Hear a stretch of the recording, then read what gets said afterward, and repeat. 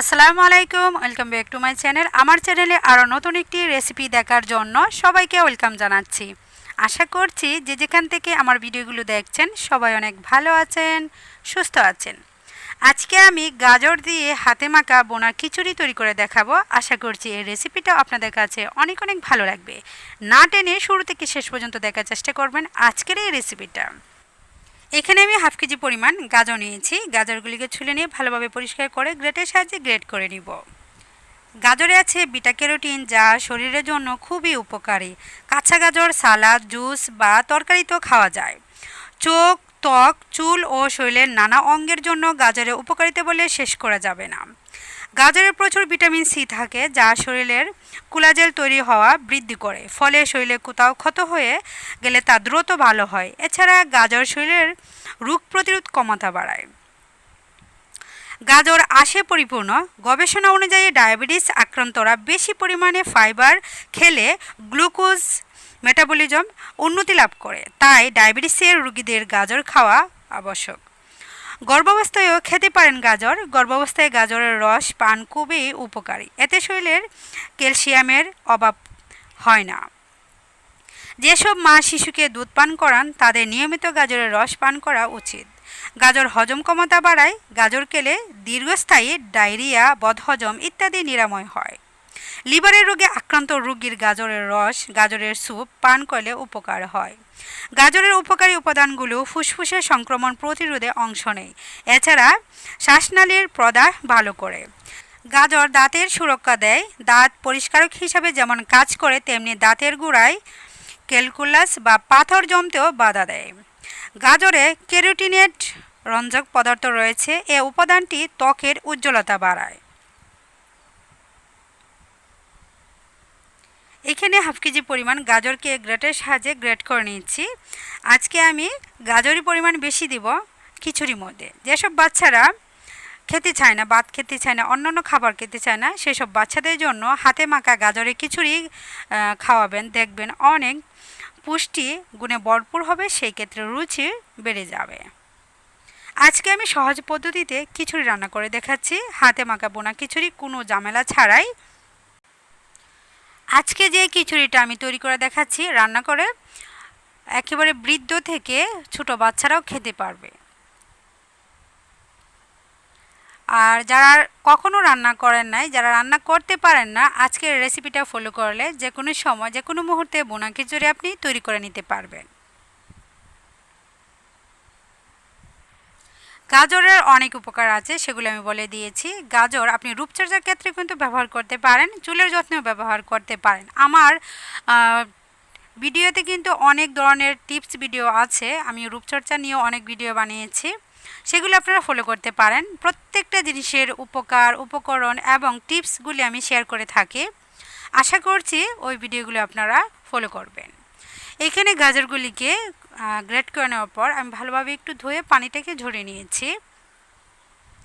এখন মসুরের ডাল ধুয়ে রেখেছিলাম, ওইগুলিকে দিয়ে দিচ্ছি পানিটা ঝরিয়ে। প্রথমে হচ্ছে আমি একটি পাতিলে সবগুলি উপকরণ একে একে দিয়ে নিচ্ছি এবং আপনাদেরকে দেখিয়ে দিচ্ছি কি কি নিচ্ছি। মসুর ডাল পরিমাণ এর চেয়ে কমও আপনি নিতে পারেন। এখন যেটা দেখাচ্ছি এটা হচ্ছে রান্নার চাল। রান্নার চাল দিয়েছি 200 গ্রামের মতো। সেই সঙ্গে আমি 4 মুঠ পোলাওয়ের চাল দিয়ে দিচ্ছি, জিরার যে চালটা সেটা ফ্লেভারের জন্য দিচ্ছি। খিচুড়িটা যখন রান্না করব শুধু পোলাওয়ের চালে ঘ্রাণ বের হবে। আমি এখানে 4 মুঠ দিয়েছি, আপনি চাইলে 2 মুঠ দিয়েও কিন্তু তৈরি করতে পারেন। তবে বোনা খিচুড়ির মধ্যে অবশ্যই অল্প পরিমাণ হলেও পোলাওয়ের চালটা দেওয়ার চেষ্টা করবেন। সবগুলো মিশিয়ে নিয়ে যেই পাত্রে আমি রান্না করব সেই পাত্রে ঢেলে নিচ্ছি। আমি যেই পাত্রটা নিয়েছি সেটা হচ্ছে রাইস কুকারের পাতিল। তো রাইস কুকারে যেহেতু আমি রান্না করি না, সরাসরি রাইস কুকারের পাতিলে গ্যাসে আমি রান্না করে থাকি, তাহলে নিচে লেগে যায় না, খুব তাড়াতাড়ি রান্না হয়ে যায়। আমার কাছে এটার মধ্যে রান্না করতে বা যে কোনো জিনিস সিদ্ধ করতে অনেক ভালো লাগে। এখন দিয়ে নিচ্ছি পেঁয়াজ কুচি। আমি এখানে ছোটো সাইজের 4টি পেঁয়াজ কুচি করে নিয়েছি। স্বাদ মতো লবণ দিয়ে নিচ্ছি, জিরে গুঁড়া, ধনিয়া গুঁড়া, হলুদের গুঁড়া, সামান্য একটু মরিচের গুঁড়া দিয়েছি, যতটুকু মরিচের গুঁড়া দিয়েছি জাল হবে না, তবে খাবারের টেস্ট বেড়ে যাবে। আর মাংসের মশলা দিয়ে দিচ্ছি ফ্লেভারের জন্য, অবশ্য খিচুড়িতে এই মশলাগুলি দেওয়ার চেষ্টা করবেন। তেজপাতা, লং, এলাচ, দারুচিনি, গোলমরিচ ওইগুলি দেওয়ার চেষ্টা করবেন, তাহলে খিচুড়ির যে একটা ফ্লেভার, গ্রান, খাবারের স্বাদ অনেক বেড়ে যায়। সেই সঙ্গে গোমরি গুঁড়ো দিয়েছি, টেস্টিং সল্ট ব্যবহার করছি, এটা অপশনালে রাখতে পারেন। আমি সবসময় টেস্টিং সল্ট সামান্য পরিমাণ খেয়ে থাকি যে কোনো খাবারে, আমার কাছে অনেক ভালো লাগে। আর দিয়ে দিচ্ছি রান্নার তেল 6 চা চামচ পরিমাণ। আপনি চাইলে এর চেয়ে কমও দিতে পারেন, বাড়িয়ে দেওয়ার কোনো প্রয়োজন নেই, তেলের পরিমাণ কম দিলেও চলবে। সবগুলি উপকরণ একটি কুরচনের সাহায্যে ভালোভাবে মিশিয়ে নিচ্ছি। আপনি চাইলে হাত দিয়েও ভালোভাবে মিশিয়ে নিতে পারেন।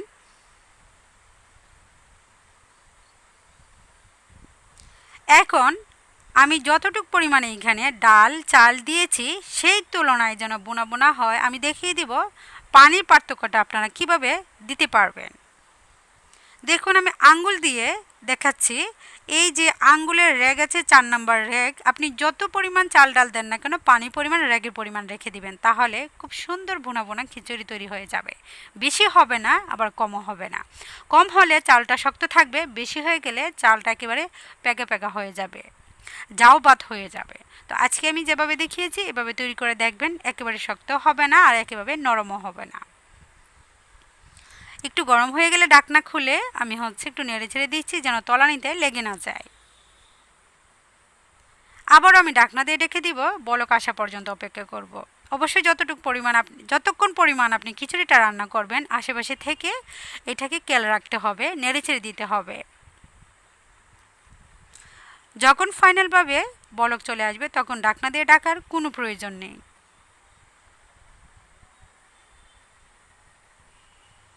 এখন এটার মধ্যে আমি 1টি ডিম দিব, আপনি চাইলে ডিমের পরিমাণ বাড়িয়ে দিতে পারেন। 1টি ডিম ভালোভাবে কাঁটা চামচের সাহায্যে আমি ফেটিয়ে নিচ্ছি। ভালোভাবে ফেটিয়ে নিয়ে সরাসরি খিচুড়ির মধ্যে আমি নেড়ে চেড়ে ঢেলে দিচ্ছি। দেওয়ার সাথে সাথে আমি খিচুড়ির সঙ্গে মিশিয়ে নিচ্ছি, তাহলে খাবার টেস্ট আরও বেড়ে যায়।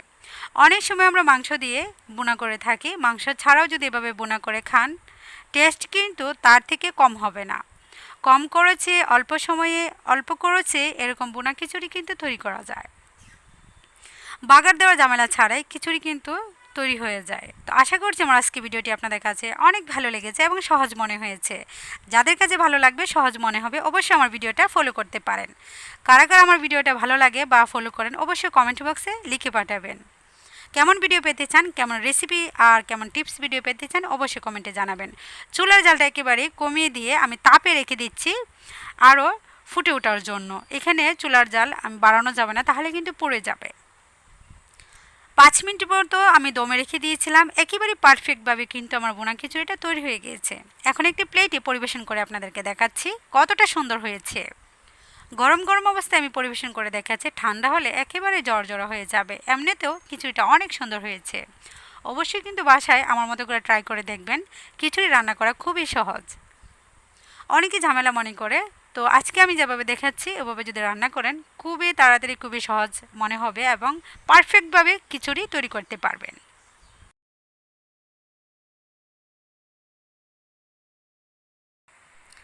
চুলা থেকে নামিয়ে সাথে সাথে আমি প্লেটে ঢেলে নিয়েছি। ঠান্ডা হলে খুব সুন্দর কালার হবে এবং অনেকটা জড়জড়ে হবে। এখন আমি শসা স্লাইস দিয়ে দিচ্ছি, লেবু স্লাইস দিয়ে দিচ্ছি। সেই সাথে কমপ্লিট হয়ে গেল গাজরের হাতে মাখা খিচুড়ি। কেমন লাগলো আজকের এই খিচুড়ির রেসিপিটা অবশ্যই কিন্তু কমেন্ট বক্সে কমেন্টে জানাবেন। আজকের মতো আমি এখানেই বিদায় নিয়ে নিচ্ছি। সবাই ভালো থাকবেন, সুস্থ থাকবেন, সবাই সবার জন্য দোয়া করবেন। নতুন কোনো রেসিপি অথবা টিপস ভিডিওতে সবার সঙ্গে দেখা হবে। সেই পর্যন্ত আল্লাহ হাফেজ।